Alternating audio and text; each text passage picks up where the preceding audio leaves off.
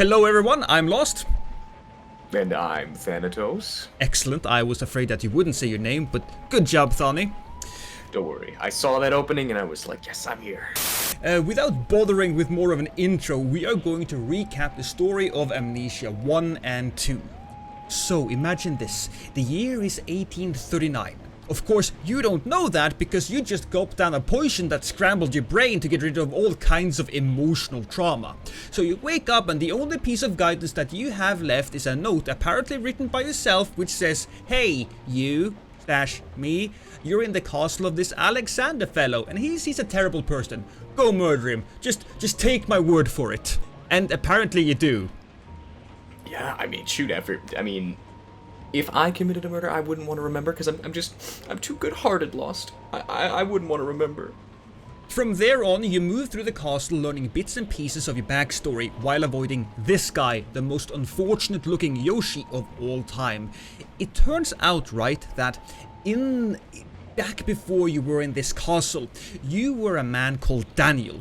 You actually traveled to Algeria and you were going to do all kinds of Indiana Jones shit when you entered a tomb, got lost, and then the roof caved in. You didn't die, but you are terribly afraid of the dark. You have one of those issues, Thani. Darkophobia. What's it called?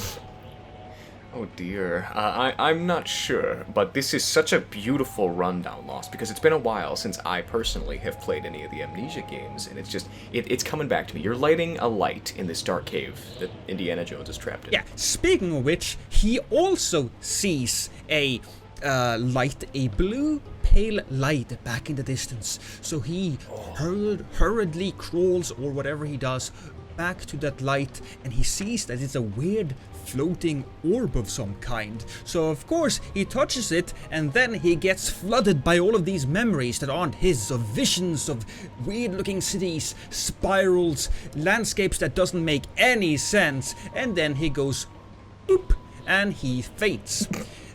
I imagine that's the sound that you make when you faint. I mean, I haven't fainted before, but I think so. Of course not, because you're a real man, Lost, Yes. and real men don't faint. Yes, that is true. We don't have any emotion. We just feel horniness and hunger sometimes. I don't want meat. Well, after our bootleg Indiana Jones, Colorado Joe wakes up in the hospital, maybe? It's not clear. He notices that he is still clutching bits and pieces of the orb. So he travels back home, and after a little while he starts getting nightmares and he gets very afraid, and he shows all of these orbs to friends of his. And would you know, all of his friends are then flayed alive and I think cooked? I don't quite know, but there's some sort of darkness after him that kills his friends, right? And he's like, Dear God. I need to get away from this. So he sends a bunch of letters out, doesn't have any luck, except for one letter that he gets in return. It's from a guy called Alexander. Now, Alexander lives in a castle far away in a country. I think it's in Germany. I can't quite remember. Doesn't really matter. So he travels to Alexander and he's like, "Yo, dude, listen." That's my German accent, by the way. Dude, you nailed it. Yo, dude, listen. I know how to deal with this whole thing. Now, I need you to keep an open mind. Thani, do you have an open mind? I sure do, Lost. What do you feel about think- torture? Keep an open mind now. For the good of the nation. Excellent, and for the good of yourself, because you don't want to die. So Daniel kind of goes with it, and he what you need to do, right, is that when you torture people, this liquid called vitae is excreted or something. I don't quite know. I think they get it with a needle. It's not really clear, but they can they torture a bunch of people. And Alexander, he says, all of these people, they're just criminals. Don't worry about it. If they say anything else, they're liars. Don't trust them. So you spend a lot of time just torturing people. But here's the thing, you don't have too many people to torture, because if you capture everybody in the village, it kind of gets noticed by the king. So what you need to do is that you have this potion that gives people amnesia. So you torture them until there is no light left in their soul. They drink the potion, they forget all about it, and you do it again. Oh, how devious. What a vicious cycle, too. Oh. For them, I mean, that's just... I think Alexander is actually enjoying this immensely. Daniel, though, the guy that you are playing as, he doesn't quite like this. So what he does is, once... okay, so Alexander, he kidnaps a family, and he kills the dad and the mom, and the child runs away, and he's like, Daniel, could you go and deal with that problem? And at this point, I think Daniel is so subjugated mentally that he's like, okay, and he stabs the little girl. There's not really much of a joke I can make that. Child murder, am I right? Yeah, rest in pieces. Yeah, so that kinda brings everything back for Daniel. He's like, what the hell has I become? So what he does then is that he drinks that amnesia potion that he has given to all the other people, and he then writes himself a little note saying, this is what you gotta do. You gotta murder Alexander. He's done this to us. So, back to the castle, and this is where the story starts, because now you're walking through the castle, avoiding monsters and trying to stay alive long enough to find Alexander and murder him. Stuff and stuff and stuff, gameplay, and you find a dude called Agrippa, which is my favorite new name of all time, Agrippa. Quick review, 1 out of 10. 1 from 10. I give it a strong 6, Agrippa, but it's not really Agrippa me lost, honestly. I hate you so much. It's so cool that you explained how we came to be lost, because like I said, it's been so long since or at least I have played Amnesia, so I don't remember any of this. I don't even think when I played it that I knew who I really was or what I'd really done. It's freaking cool. What a hell of a twist. Yeah, you need to do a lot of reading, because you figure all of this out through a bunch of your journal pages that you leave all over the place, because that's what you do in games. So, yes. You find this guy called Agrippa, and this is a man who once studied the orbs that Daniel actually found back in Algeria. And he tells Daniel that his student Weyer has been able to harness the power of these orbs and travel between dimensions, and he instructs Daniel to find the pieces that used to be Agrippa's orb, because if he got that, he can then break into the inner sanctum of Alexander and they can do the thing. Agrippa then asks Daniel to cut off his head. Dang, so sudden. I mean, you're supposed to go to, like, on a date first, right? Yeah, no, he just gives head to Daniel immediately. Well, not quite immediately. First, Daniel have to find like these things to give to create a potion so that Agrippa doesn't die from the whole decapitation thing, because that would actually suck. Now, once Daniel enters the inner sanctum, there are 3 possible endings. He can let Alexander win and then be killed by the shadow. For some reason, you can just wait it out and just watch everything happen, and then you die and you are plunged into eternal darkness. That's a reference to something else. Ho ho ho. Check us out. Then, while Alexander is just monologuing, I assume, you can then murder him, and you can have you can stop the whole incantation thing from happening, or whatever the ritual. There we go. That's the word. You can stop the ritual from happening. Right. And then Alexander gets murdered by the shade, and you walk home. Or you can use Agrippa's head and stop the whole ritual, and then both you and Alexander dies. But Agrippa promises that you won't be swallowed whole by the darkness, because his student Wayland, no, what's the word? What's the Weyer? That's the name.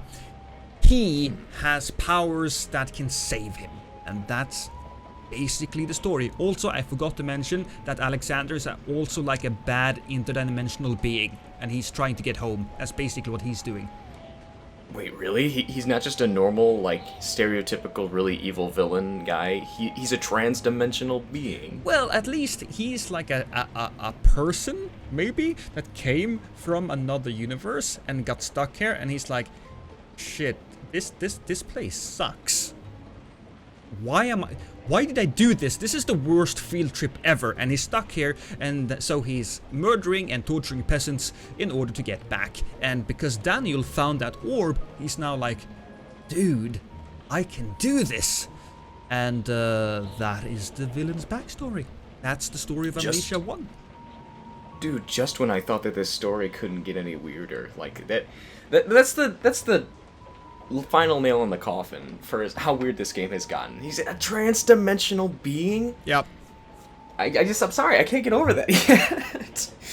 But who am I to question, considering there's a super magical orb, there's the super magical shadow, lots of things that I can't comprehend until I open my third eye, and I'll get to work on that as soon as possible. Alright, whenever you're ready, good sir. So, Amnesia, a machine for pigs. Oh boy, this game is just something. Alright, this game features several interlocking storylines from the last game and into this one. Some take place in the past, some in the present, and some are overtly real, while some may be imagined. If that sounds pretty vague, yes it is. And confusing, because I'm already lost. But, Thani, I am already lost, aren't I? Yes, your sanity is just gone. That was the pun of the day for me. I'm out. I'm done. It's over. I can't top that. No wonder it's gone, Lost, because you play games like this, I mean. So, set in London on New Year's Eve 1899, the game's protagonist, Oswald Mandis, a wealthy industrialist and butcher, who is implied to be the great-grandnephew of Daniel, protagonist of Amnesia, the first game.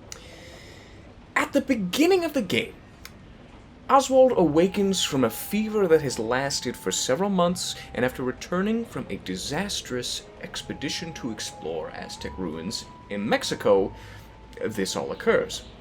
He begins to hear voices, the voices of his sons, Edwin and Enoch. So our good boys, Edwin and Enoch, call for him and lead Oswald through the different areas in the game. Mandis receives a call from the engineer, who tells Mandis that Edwin and Enoch have been trapped far below them in the machine, which Mandis created beneath his house. Of course, if you didn't forget, it's Oswald Mandis, just wanted to make that clear. The machine has been sabotaged, putting his son in danger. The engineer tasks Mandis with clearing the floodwaters and bringing the machine back online, providing ongoing guidance through telephones throughout the facility. Mandis is opposed in his tasks by the man-pigs, the enemy of the game, and of course it's a machine for pigs, so yeah. There better be some man-pigs. I mean, if you find like a monster's chicken, you would be disappointed. You need to have pigs. Just need to. Amnesia, a machine for chickens. Oh, that did not have the same ring to it at all. Nope. Sequel cancelled. They are out of money. So these deformed swine-like monstrosities, they patrol the depths through which he descends, and again are the main enemy of the game. So after a series of puzzle-like tasks, Mandis eventually reactivates the machine, but the engineer betrays him. Oh no! I know! Taking control of the machine and unleashing man-pigs out into the streets of London! It sounds like a Disney villain. Yeah, I mean, it's like one animal away from being the man-bear pig from South Park. Amnesia, a machine for man-bear pigs.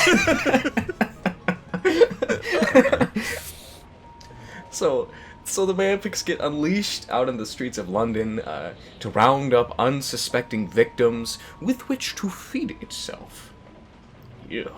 Mandis regains his memory, recalling the recent past, after returning from Mexico, and so Mandus was consumed with obsession over a vision of the future presented by a device discovered in an Aztec temple by him and his children, known as the Egg. Which has like an orb-like size, right? Oh, yes, indeed. It's heavily implied and hinted at to be an orb, and, well, go figure, considering there was another orb in the other game. So it all comes full circle. Because orbs are circles. I am mad I didn't think of that. Oh my god. That was so easy. I know, I'm a genius. In this vision, alright, Mandus witnesses the death of both of his sons at the Battle of the Somme. Drive mad by the vision, Mandus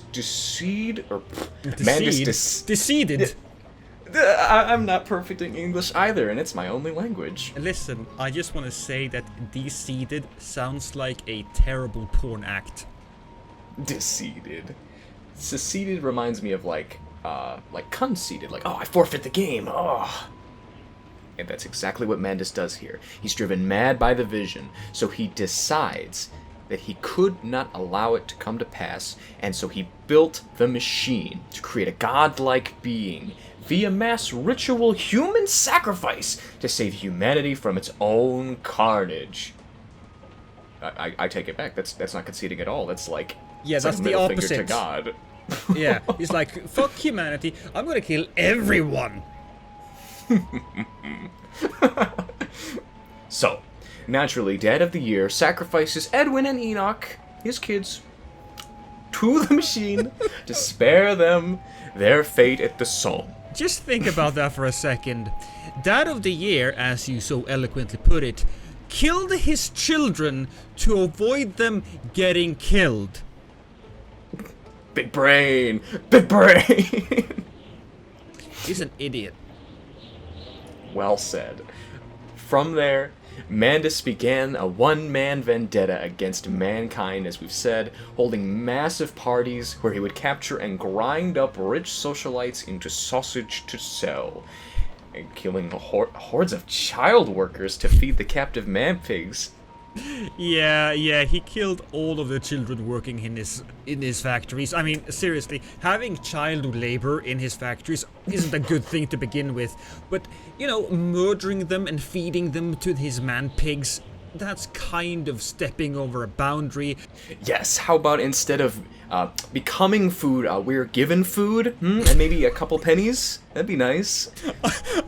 I would like to get paid, and I also don't want to be eaten by a monstrous pig man. Please. I mean, if I had to choose, I'd probably choose the not be eaten part, but getting paid as well. That'd make my work feel worthwhile, for sure. So, good guy Oswald Mandus, however, soon comes to realize the error of his ways. Oh, really, I know. And in a bid to stop the machine, he attempted to sabotage it before he was hindered by the onset of amnesia and sickness. That's where the title comes from, Amnesia. It's like a gimmick, I suppose, that the game has now. Could you imagine an Amnesia game where you start out and they just tell you everything right off the bat? Yeah, no, I remember everything. There's no mystery here. Sorry. What's the opposite of Amnesia? That's just super memory? Super memory? I don't know, man. I don't think there is an opposite. Well, speaking of super memory, now, Oswald remembering everything, he vows to finish what he started by destroying the machine once and for all. Despite the pleas of the engineer, who believes the world would be better off if the machine was allowed to consume it. What was that? That's my dog attempting to consume me through the door. Oh, I thought it was like a man-pig coming to get you. I hope not. No. Well, actually, that would be ideal. My dogs are worse. They're giant. Okay. Let's see. I actually lost my place. We'll have to cut it here. No, it's too late. You better find it, because I'm leaving all of this in. No! Gotta get that watch time, Thani. Oh, you know what? You're right, actually. So, I remember where I am. So we go off, we defeat the engineer in an attempt. He's like, oh no, don't! The machine needs to consume humanity. And Manus is like, nah, I've changed my ways. And so we continue on with the sabotage, and he reaches the inner chamber where the engineer himself dwells. A deranged fragment of Manus' soul, which is bonded with the machine and was given life by the sacrifices. It plans to wipe the world clean of life, after witnessing even more future atrocities, such as the bombings of Hiroshima and Nagasaki at the end of World War II. And all the massacres perpetrated by the Khmer Rouge. Manus manages to reach the core of the machine, a massive pyramidal structure referred to as the Temple by the engineer, and forces the engineer back into his soul, where it belongs.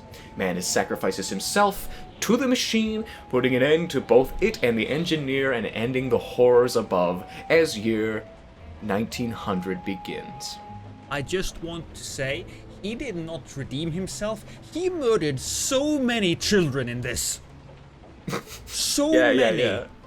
I mean, oh god, dude, what a valiant attempt, but I completely agree with you. so he kills it says murdered countless of children. He probably killed like 150 or so. But then when he killed the 151 child, it's like, oh, that's too much. I've changed my ways. I mean, I can kill 150, but